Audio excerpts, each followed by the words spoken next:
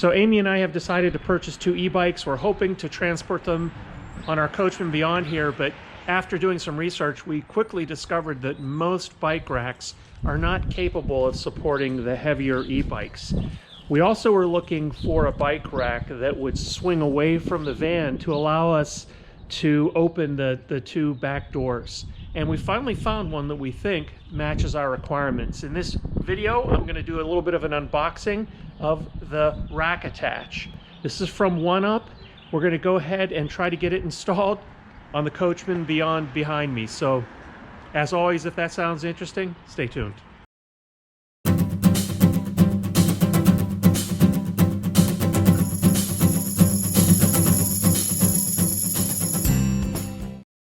Okay, we actually ordered 4 things for this system: the Rakattach, the Super Duty bike rack, the LED license plate holder, and a spacer kit for our 3.5-inch fat tires.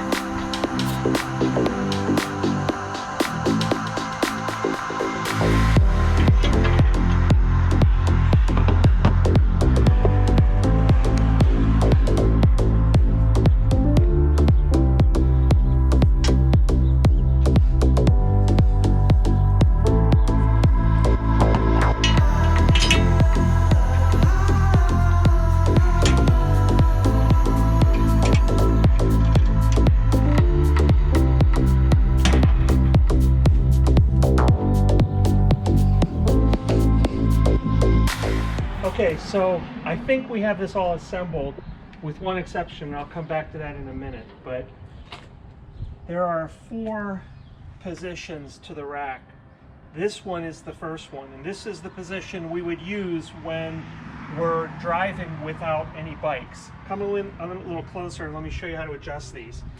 So basically what we have here is a bar that when I pull this up, right, it relieves some pressure on the springs here. Let me swing around the other side here. Okay, there we go. And you can see the 4 positions, 1, 2, 3, 4.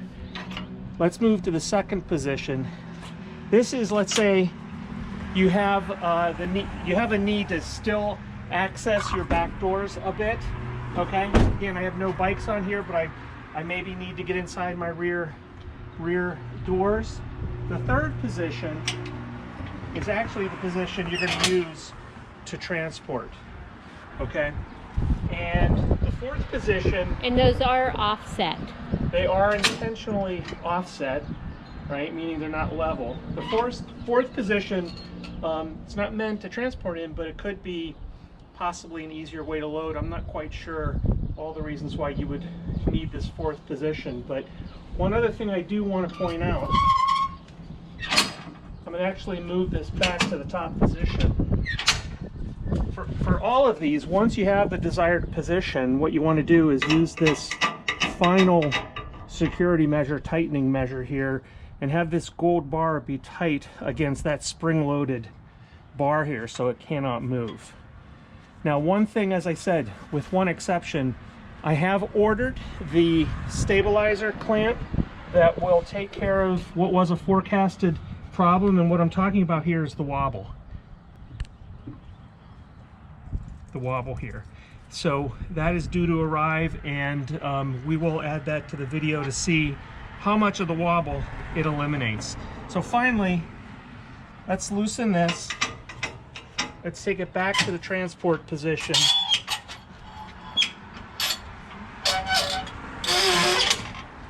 I believe it's right there. Okay. And what I'm going to do next, I'm going to move each of these red levers parallel. with the glide bar here. If I don't have it parallel, I'm kind of grinding these gears, but I'm going to use this at some point to clamp down on my bike.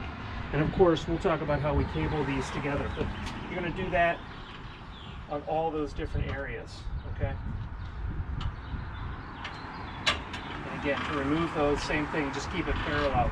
So that's my best understanding of this so far. We'll see how stable it is, how easy or difficult it is to actually get the bikes up on the rack. All right, let's see what it's like to put the bikes on the rack. I'm going to start with my bigger of the two bikes. I have a few more accessories. That's going to be loaded closer to the back of my vehicle. I'm lining it up right here. I'm opening the bars that latch to the tires. I'm going to use my right brake, my rear brake here, to lift up the bike, put the first wheel on, and then the second wheel follows, and then I just move it to the back position. You'll notice on both bikes, I've actually lowered my handlebars. I think that's a nicer way to transport these. The cover fits better. I'm opening up the bars for the second bike here. It's going to go on in a similar fashion, but it's going to be facing the other direction. You might have to muddle a bit with your brakes to make sure that, not your brakes, but your pedals, to make sure they're not bumping into one another. And there we go, I'm securing that, each bike. I will say, you know, I actually purchased the extra fenders, the plastic fenders that come with the bike, only to have to cut my back fenders down on both bikes so that I could get maximum strength from those storage bars. I had to take a few inches off of my fenders, my plastic fenders. Here I'm using my kryptonite locks, the U-bolt locks that I purchased. We wish we would have gotten the larger locks, by the way, but I'm using those U-bolt locks to actually lash the two bikes to one another with the help of the cables that came with the locks.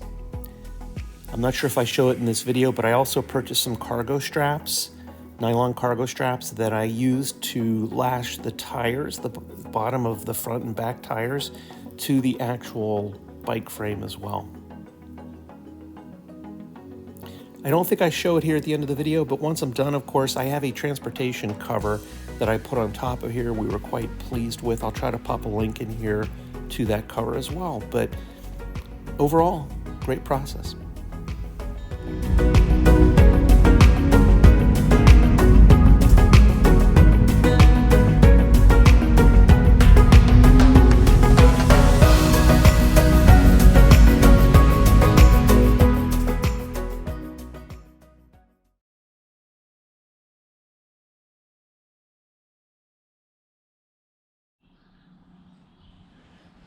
All right, the first thing that we are doing here, we're going to insert the magnetic pin into the top arm hole. This is indeed magnetic. It clamps on pretty tightly here. That is step one. Now, step two involves this anti-wobble bracket. And this is going to go ahead and insert into the receiver unit here, or the unit that slides into my 2-inch receiver. I'm actually going to go ahead and put some grease on this first. When you're installing this, pay attention to which side you have this reinforced nut on, right? It's actually going to go in this way right here as it's sitting on the ground right here. So we're going to put some oil on that and we'll proceed to the next step.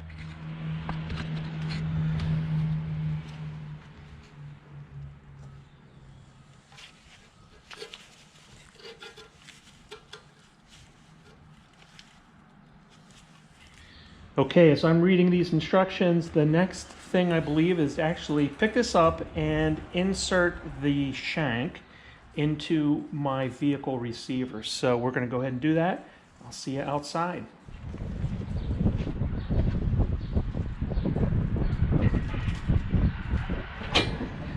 Okay, for this next step, I want to show you this before I push in the shank. This bolt, right, if you notice on the top of the bolt, there are some threads in here. And so it will only insert, you know, up to the point of those threads. And at that point, we're going to need, you know, some type of wrench, a 3/4 inch wrench, to go ahead and tighten the rest of that. So you do need to have, of course, the hole lined up, but even with the hole lined up properly, you only be able to insert the bolt up to the point of the threads. So after checking the amount of clearance I had between the shank and the van, I actually realized I can use this second deeper hole. So I went ahead and pushed the anti-wobble bracket all the way into the second. And the reason I'm doing that, of course, is for more support. So depending upon your vehicle, your hitch configuration, you may need to use, you know, either one of these holes. But if you can, to achieve better strength, you're going to want to use the deeper, the further of the two holes, which is what I've done here.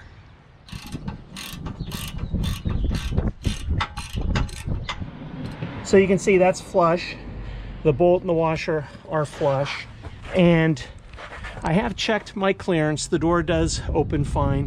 One thing that I've noticed, and you can see here as well, it's not quite level. And I saw this on a few other videos as well. And some folks have installed an anti-wobbling bracket. It's a secondary device that has a U-bolt that basically tightens this to the receiver.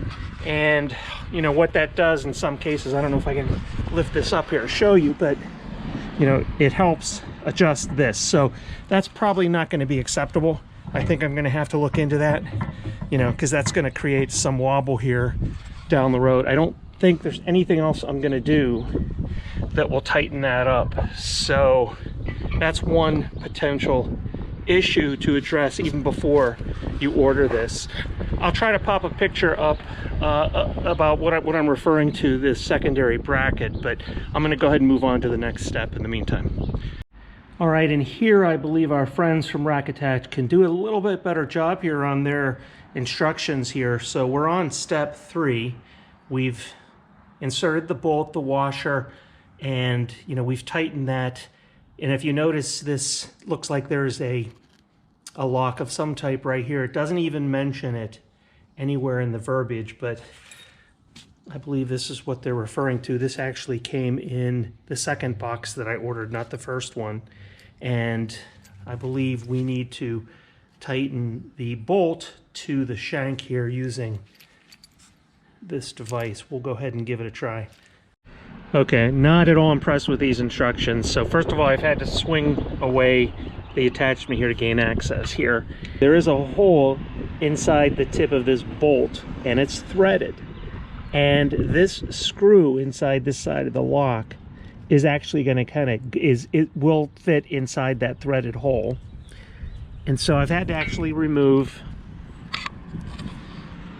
this rubber washer here. I'll reinsert that later, that protects the top here, just so I could kind of get this on. But this fits on here. There is an indentation, kind of a rectangular indentation. It fits on. And then the way we actually lock this is by turning the key. Can you believe this? No mention of this in the instructions whatsoever. So we're going to tighten this as far as we can go, and I believe that's it right there.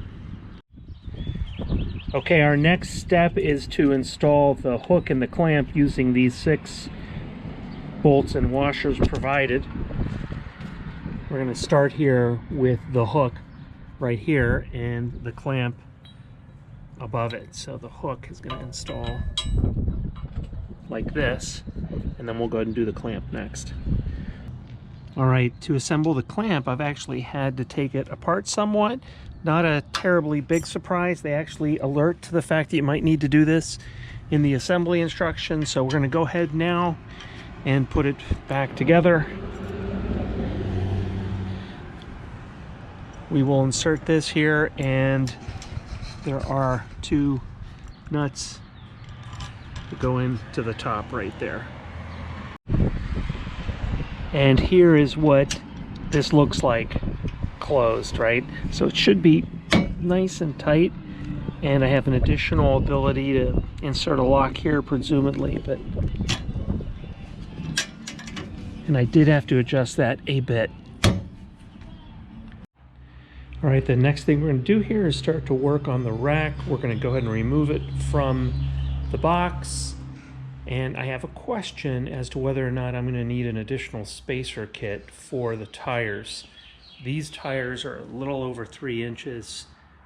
I want to say 3.5, and I think the rack is rated up to 3.1 as is.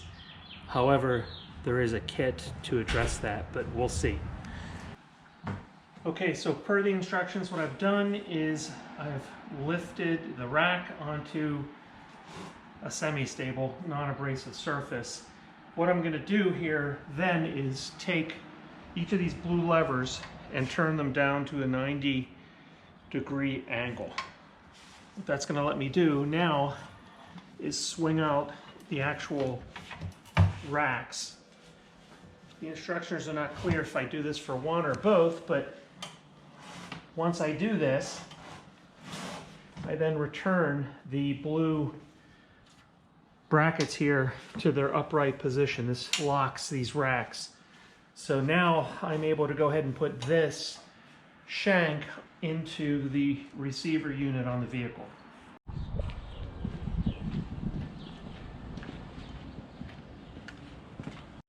All right, there is a security feature here, this ball at the end of the shank, that on my unit was sticking out, preventing me from inserting the shank into the receiver. And this is where you can tighten or loosen that using the Provide Allen wrench. So this is the rather large Allen wrench that's provided here. You know, and again, very poor instructions in my opinion. Rakattach, you guys can do a much better job helping people who are installing this for the first time understand how to do this. It took me just about 3 minutes to figure this out, but I could see how somebody could, you know, try to do some damage. The instructions say that the silver ball should not be sticking out, you know, further than the hitch, but there's no, at that point in the instructions, there's no information about this Allen wrench and this little mechanism right here. So at any rate, now you know. All right, so we've inserted the rack into the receiver.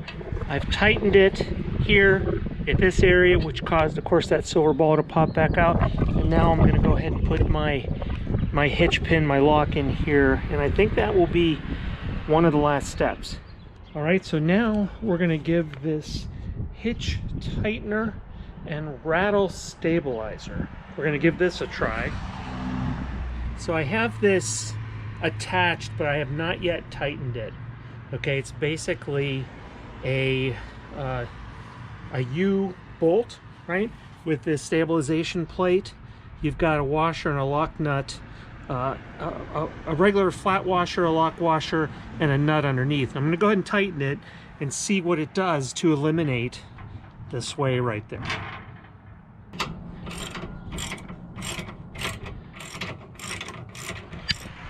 Okay, here we go for the big test.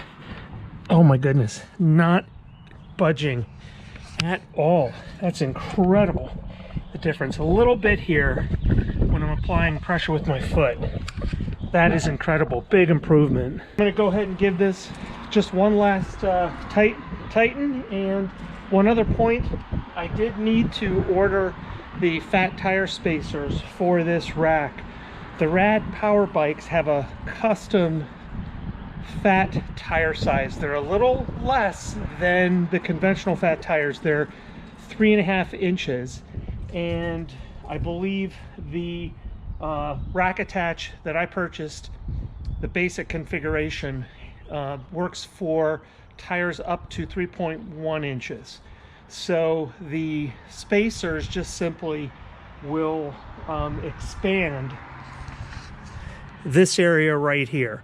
So I imagine what it's going to be is a longer bolt with a few more washers, and that will allow me to actually insert, you know, my tire inside those brackets.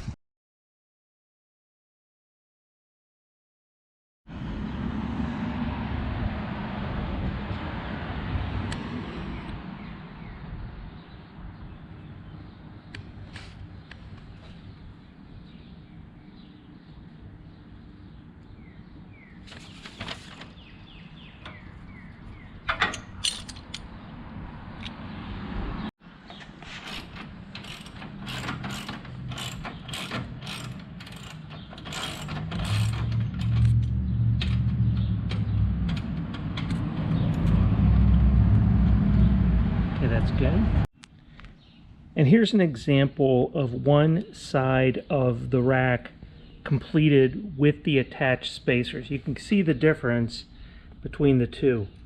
What we've done here is replace the bolt, these rubber spacers. Okay, we've changed the orientation of the bolt and the nut here, okay, and we've added a wider spacer here as well as a new bolt and a spacer there. So I did have, of course, some parts left over. I did have to use the washer from the OEM configuration, from the original configuration. So the spacer kit